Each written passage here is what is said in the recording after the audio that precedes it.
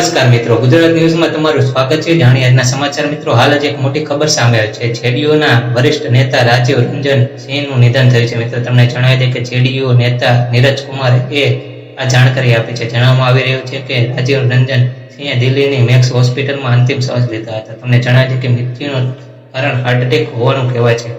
મુખ્યમંત્રી નીતિશ કુમાર સહિત જેડીયુના ઘણા નેતાઓએ રાજીવ રંજન સિંહના નિધન પર શોક વ્યક્ત કર્યો છે. મુખ્યમંત્રી નીતિશ કુમારે રાજીવ રંજનના નિધનને પાર્ટી માટે નુકસાન જણાવ્યું છે. મિત્રો તમને જણાવી દે કે તે જ સમયે સ્પીકર નંદકિશોર યાદવે પણ રાજીવ રંજન સિંહના નિધન પર શોક વ્યક્ત કર્યો છે. જેડીયુના નેતા પરના પરિવાર સાથે જોડાયેલા સૂત્રોએ જણાવ્યું હતું કે ગુરુવારે મોડી સાંજે રાજીવ રંજનની તબિયત બગડી હતી. મિત્રો તમને જણાવી દે કે આ પછી તેને હોસ્પિટલમાં દાખલ કરવામાં આવ્યા હતા, જ્યાં તબીબોએ તેમને મૃત જાહેર કર્યા હતા. કહેવામાં આવી રહ્યું છે કે તેમને હાર્ટ એટેક આવ્યો હતો. મિત્રો આવી જ માહિતી માટે ચેનલને સબસ્ક્રાઇબ અને વિડીયોને લાઈક કરજો. મિત્રો ધન્યવાદ.